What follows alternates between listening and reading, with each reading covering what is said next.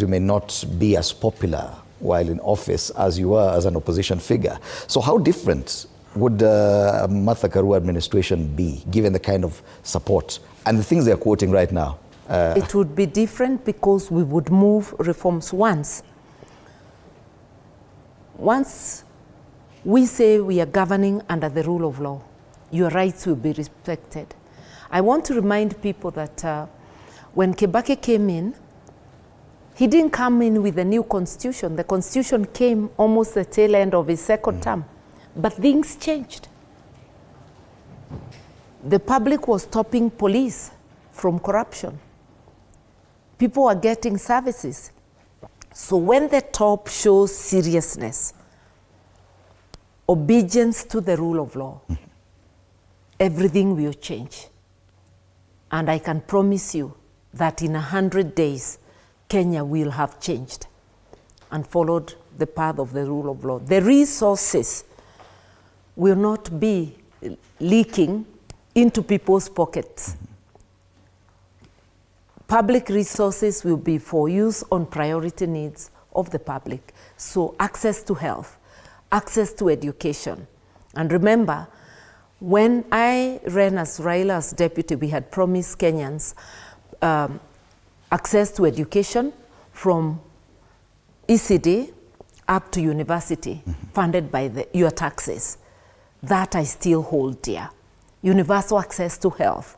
I had promised even when I ran in 2013. That is something I hold dear.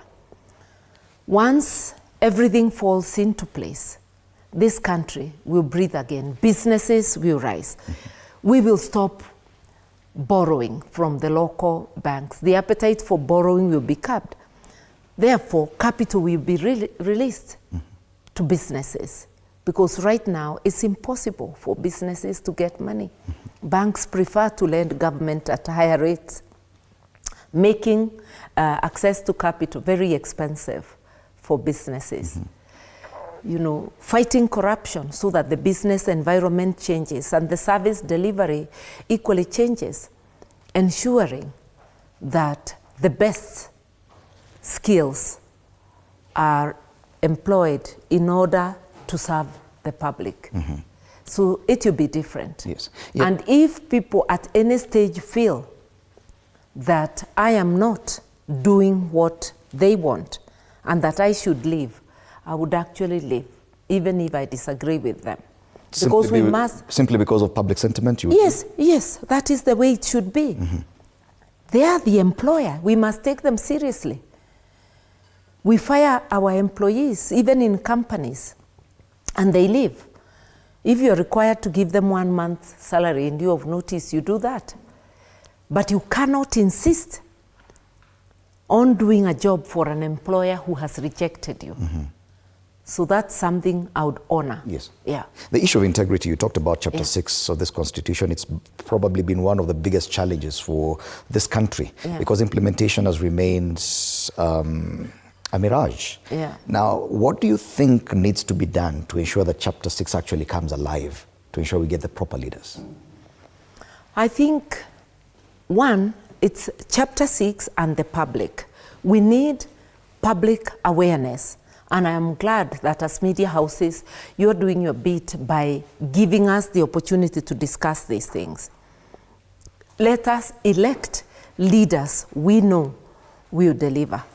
Leaders who stand on the values in Chapter 10 of our, not Chapter 10, but Article 10 of the Constitution.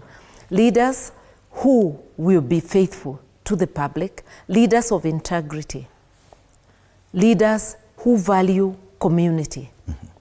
Leaders who value equity and equality. Leaders who will prioritize the needs of the people. So it is not just about the Constitution. The Constitution is a guide which should guide the electorate and which should also guide the leaders when they are serving. Let us use that guide. Let us use it as our north, so that we can elect the leaders we deserve. The challenge, they say, in this one, as you mentioned it, is the people, that the result of our electoral process does not go anywhere close to what is described in chapter 6. Do you think that the nation has gone in a direction totally different? Because some people or some electoral groups appear to be electing people who are the other extreme. We have done it in the past. In the 2022 general elections,